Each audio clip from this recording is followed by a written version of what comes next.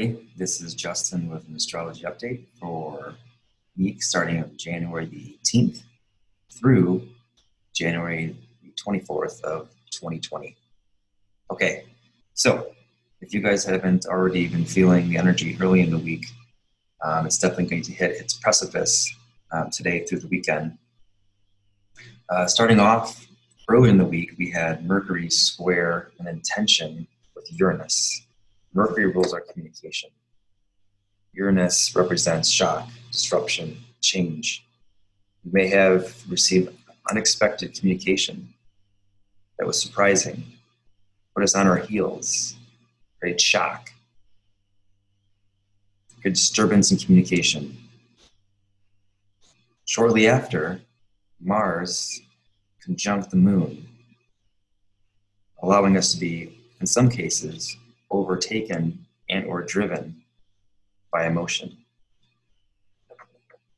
On January 24th, the new moon will be in Aquarius and will join a large superplanet cluster with Saturn and Pluto. If that was enough energy forming this conversation, there's a lot of other energy fueling this transit. First, it's best to understand Aquarius in its most simplest form is rebellious, non-conformity, but also very intellectual and progressive. It rules large groups of people, teams, social groups, and friendships. Aquarians in general have a hard time conforming to structure, especially broken ones. It is their innate ability to build a better structure that works. It's the equivalent of forcing a square into a circle peg hole. Aquarius is fixed, and at most times needs to come to their own conclusions. The new moon in Aquarius is occupying rigid Capricorn, which to me is feeling the extra squeeze of this interaction. Aquarius requires a lot of freedom and expansion. Here's where it gets interesting. Saturn and Pluto are already fused together. Depending on where Saturn and Pluto is placed in your chart, it's been holding onto old structures, people, constructs, beliefs, and emotions. There was a point in time where these were necessary for survival or defense mechanism. But Pluto is helping us tear down structures that are outdated and or misaligned with who we really are. What was once needed requires to be transmuted to create something better or in a higher alignment with our soul's journey. The sun will also be squaring Uranus this new moon. Uranus rules Aquarius and is the course corrector.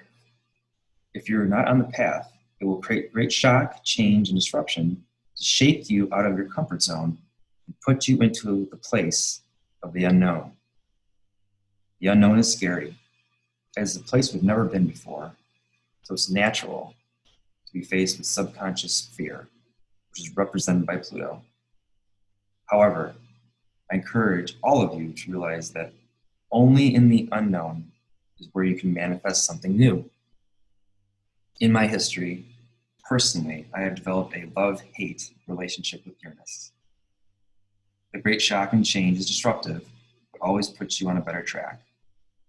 Since we are dealing with energy of air, why stay on railroad tracks when you can fly?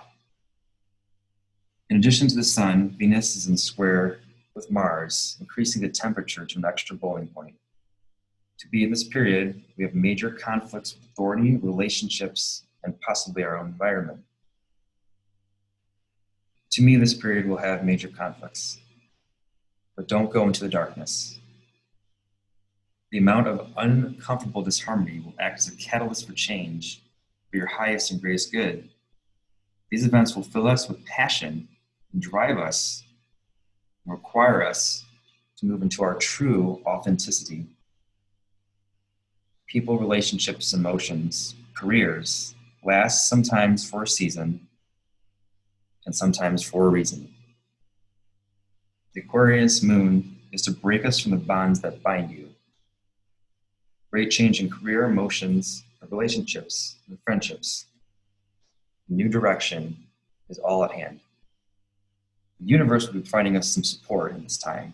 Mercury in harmony with Mars, providing us a way to articulate what we desire, communicate our thoughts in a healthy way, and be mentally focused on the next steps of our evolutionary process.